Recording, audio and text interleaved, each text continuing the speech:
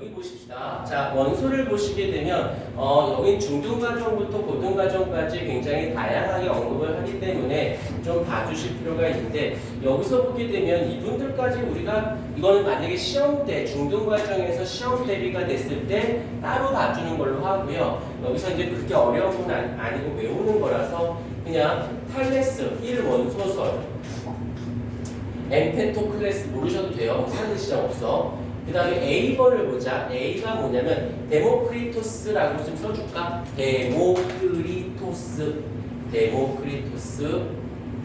동그라미 최초의 원자설 동그라미 최초의 원자설. 그 다음 밑줄 더 이상 쪼개지지 않는 입자라는 말에다 밑줄 그어놓고 원자라는 걸 최초 데모크리토스라는 분이 최초로 원자라는 단어를 사용을 하셨고 그 원자는 더 이상 쪼갤 수 없는 입자라고 말을 하셨습니다. 그 다음 B에서 많이 들어봤을 걸 아리스토텔레스 거기 B에다가 아리스토텔레스의 제자가 누군지 아니? 철학자. 얘 제자가 누구냐고 물어봤지. 아리스토텔레스가 철학. 그 아리스토텔레스의 스승이 누구야? 플라톤. 누구예요? 아우 미치겠다. 제자가 알렉산더 대왕.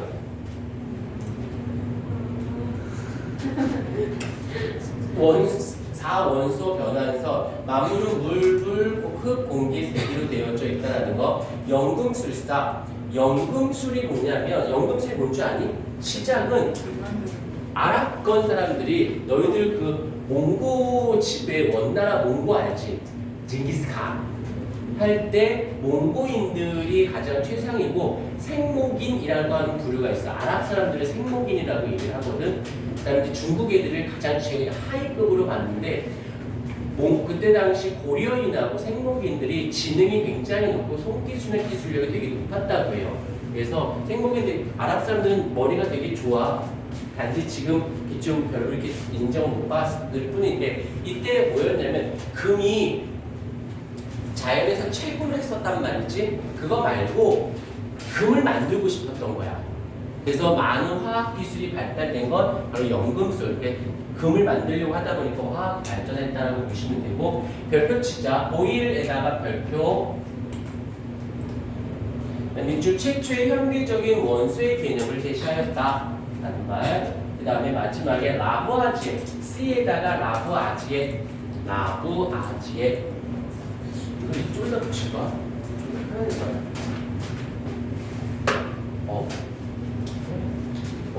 있어 보이는걸? 라부아지에 실험을 통해서 4개 원소 밑줄 4원소설이 옳지 않음을 증명.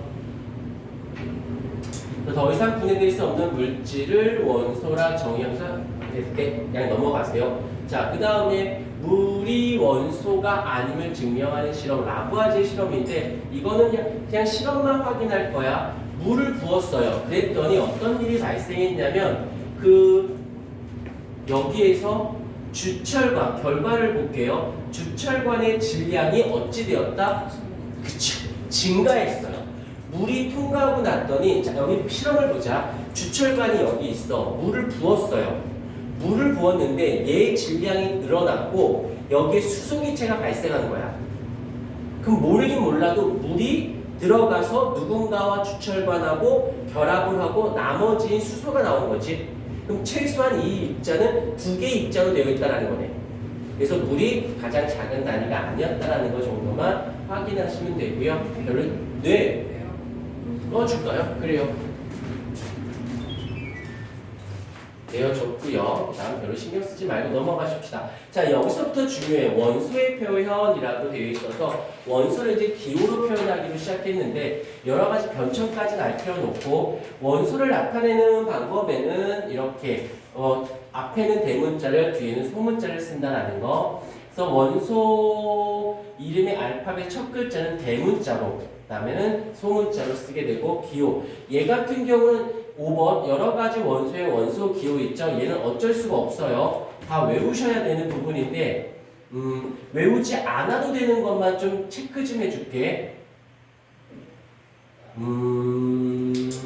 백금 보여? 백금 백금 동그라미 치세요.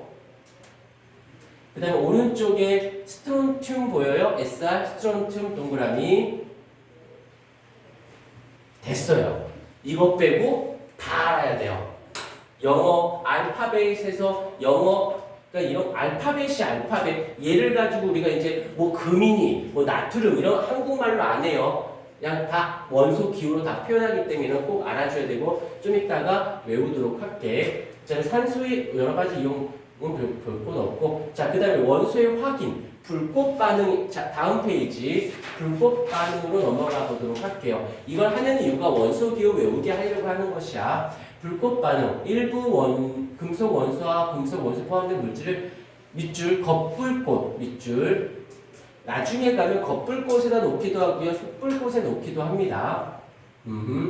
같은 종류의 금속 원소를 포함하면 불꽃색이 어떻게 돼야 돼? 같은 색을 띈다라는 같은 원소들은. 그 다음에 적은 양으로도 원소를 확인할 수 있기도 한다라는 거. 자, 그런데 이 불꽃보다는 별표 스펙트럼이라는 말에다가 별표 스펙트럼. 사실 얘를 더 많이 씁니다. 밑줄 빛을 분광기로 관찰 밑줄 그다음 또 밑줄 여러 가지 색의 띠. 그래서 원소의 종류에 따라 밑줄 선의 색, 위치, 개수, 굵기가 다르다. 그래서 여기서는 3번에다 한 번 더 별표 원소 불꽃색이 비슷할 경우 어떻게 된다? 선 스펙트럼을 이용하여 구별한다. 그래서 주로 불꽃 반응색보다는 스펙트럼을 좀 더 많이 이용하는 거. 자, 동그라미 좀 쳐줄게요. 연속 스펙트럼 동그라미, 선 스펙트럼 동그라미. 자, 여기서 말로만 할게. 여기서 선이 왜 많이 쓰이냐면 나 좀 봐주세요. 계획해서 할 건데 원소들마다 무엇이 다르기 때문에 원소가 다르냐면 양성자 수가 달라서예요. 즉 전자의 개수가 달라. 근데 전자가 에너지를 받아서 에너지를 버릴 때 전자의 개수가 다르기 때문에 방출하는 선의 개수나 종류가 다를 수밖에 없어요. 무슨 말씀인지 아시겠습니까? 좀 뒤에서 다시 한번 자세하게 얘기를 할 건데 이건 좀 이따 문제를 풀고 그 다음에 이제 원소의 분류와 변천을 들어갈 건데 자, 먼저 가드라인을 먼저 잡아드리고 가도록 할게요. 어떤 게 있냐면 여기 좀 보세요. 펜 놓고 아씨 아직은 내려가네.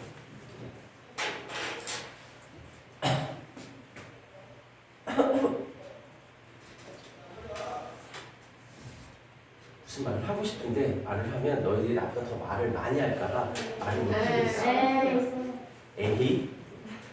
AU 백금. 자, 보십시다. 이런 게 진짜 저질스러워. 자, 보자.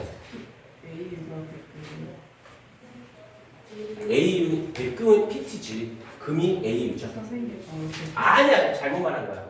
영상 돌려보지 마. 자, 보십시다. 원자라고 있어요.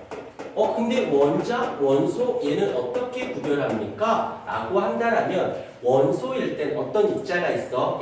성질에 대해서 얘기하고 싶어. 성질에 대한 이야기를 할 때는 원소, 어떤 원소는 이런 성질을 갖고 있어 라고 얘기하고 필통 돌리지 마세요. 내가 뭐 현기증나. 근데 원자라는 말 했을 때는 종류 를 표현할 때는 수소 원자와 산소 원자가 있어요. 할 때는 종류를 얘기할 때는 원자라는 말을 쓰고 어떤 아이가 뭐 가연성을 가지고 있으면서 폭발성을 갖고 있어 수소 원소의 성질.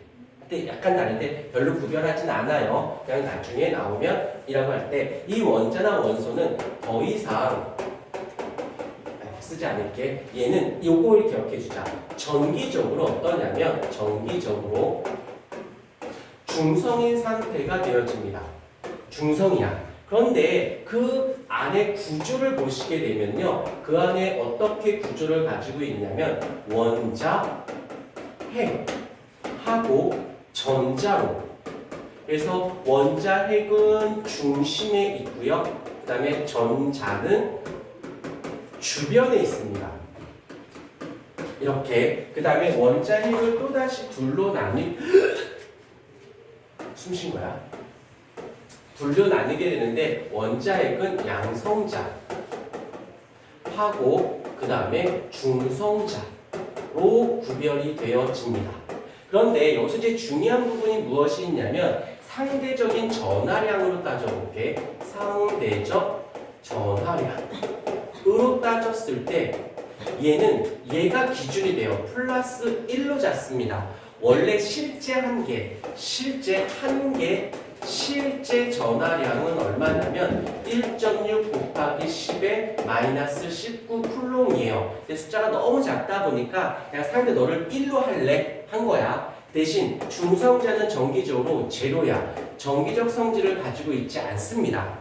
그리고 전자가 정기적으로 얼마야? 마이너스 1인데 얘의 실제 전자 한 개의 전하량은 마이너스 1.6 곱하기 10의 마이너스 19쿨롱이에요.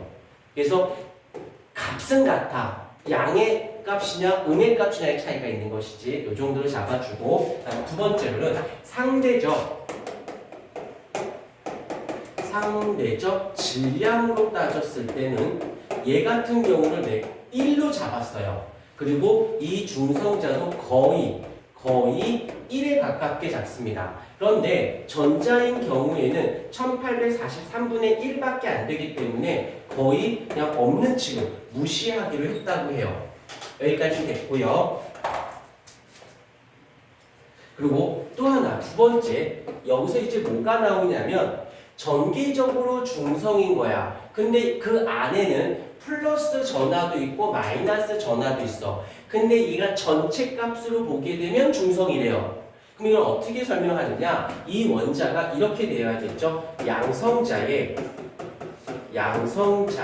개수와 전자의 개수가 어때? 둘이 같아요. 얘가 10개 있으면 얘가 10개 있는 거지. 플러스 10개, 마이너스 10개. 그래야 합이 뭐가 될 거니까. 중성이 되어질 거니까.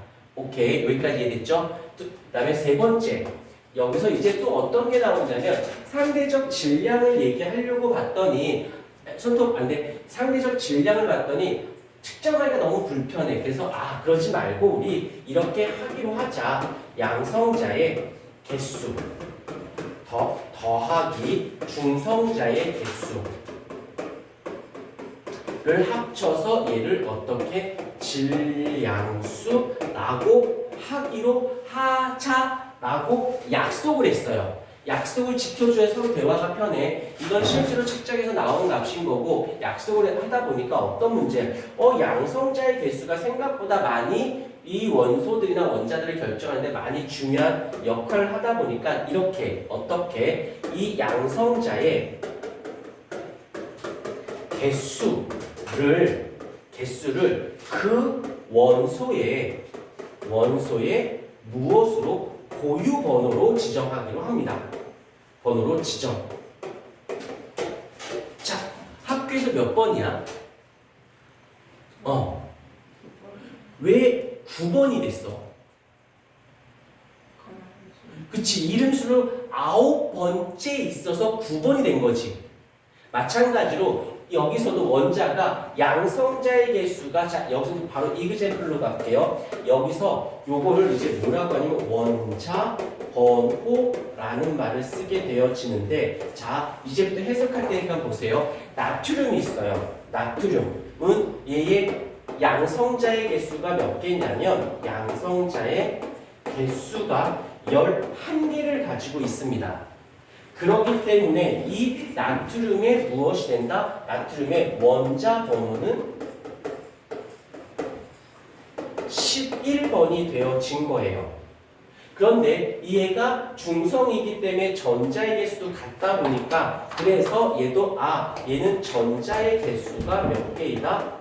얘는 11개가 되어집니다 라고 하는 거예요. 지금 여기서 나트륨의 양성자가 11개면 원자 번호가 11번이고 전자 개수가 9개가 되어지는. 한 번만 다시 할게. 1번부터 20번 중에 아무 숫자 하나만 불러볼래? 없죠. 이런 18를 보자. 자, 여기서 원자 번호가 하고 많은 것 중에 왜 그거야? 나한테 보고했단 말이야. 18. 용놈이 누구지? 자, 원자 번호가 18번이야. 라는 말의 뜻은 뭐냐면 나는 그것은 양성자의 개수가 몇 개이다? 18개이고요. 전자의 개수가 몇 개이다? 또한 18개라는 뜻이 되어지고 그 아이가 누구야? 아르곤이라고 하는 아이가 이러합니다. 라고 한다는 거지. 오케이. 이거 잘 좀 봐주셨으면 감사하겠습니다.